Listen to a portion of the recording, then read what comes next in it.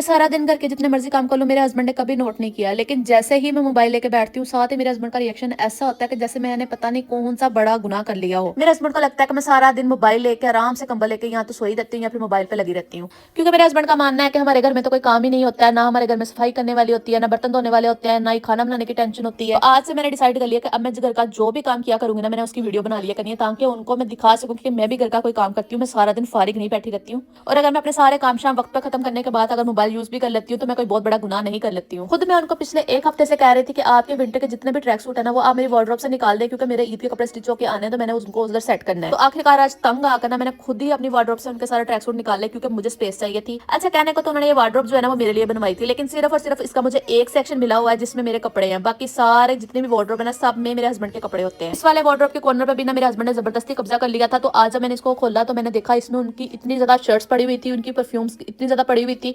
तो इसी को सेट करने में मुझे कम से कम 2 से 3 घंटे लग गए। मुझे समझ नहीं आ रही थी कि मैं कौन सी वाली शर्ट निकालूं और इसको कहाँ पे रखूं। क्या आप लोग के हस्बैंड भी आप लोगों को कपड़ों के मामले में इसी तरह तंग करते हैं? क्योंकि मेरे हस्बैंड तो मुझे बहुत ज्यादा तंग करते हैं। अब ये जो ब्लू कलर की शर्ट है ना, ये इतनी रफ हुई थी, तो ये अब उन्होंने बिल्कुल नहीं पहननी, लेकिन अगर ये मैंने किसी को दे दी ना, फिर उनको मैंने बता दिया कि मैंने आपकी वो शर्ट दे दी, तो उन्होंने कहा मैंने तो पहननी ही वही थी, क्योंकि वो मुझे पसंद थी, वो इतनी कंफर्टेबल थी। मतलब ये कि अगर आप लोग कहना कि मैं अपने ससुराल से अलग रहती हूँ, तो मेरे हस्बैंड जो है ना वो मुझे देवरानी जेठानी नंद सास इनकी कमी बिल्कुल भी महसूस नहीं होने देते हैं। कहने को तो ये करके छोटे मोटे काम होते हैं, लेकिन आप लोग यकीन करें इन कामों को करने में भी इतना ज्यादा टाइम लग जाता है। और मुझे तो वैसे ही समझ नहीं आती कि मैं सामान को किधर रखूं, इसलिए मैं एक कबर्ड से उठा के दूसरे कबर्ड में शिफ्ट कर देती हूँ, दूसरे से उठा के फिर उसको ऊपर शिफ्ट कर देती हूँ, और कम से कम 2 से 3 हफ्ते वो ऊपर पड़ा रहता है। फिर मैं कोई टैची निकालती हूँ, निकाल के उसमें सामान डाल के उसको पैक कर देती हूँ। इस तरह मेरा मेरे हस्बैंड के जो कपड़े हैं ना, वो पूरे घर में अच्छी तरह जलील होते हैं। जलील होने के बाद फिर जाके उनको किसी अटैची में जगह मिलती है, और फिर हम लोग उनको वहां पे रखते हैं। अच्छा, जब मैं वार्डरोब सेट कर रही थी ना, तो मैंने देखा कि वार्डरोब के अंदर उन्होंने जो परफ्यूम्स है ना, वो सारी वहीं पे रखी हुई है।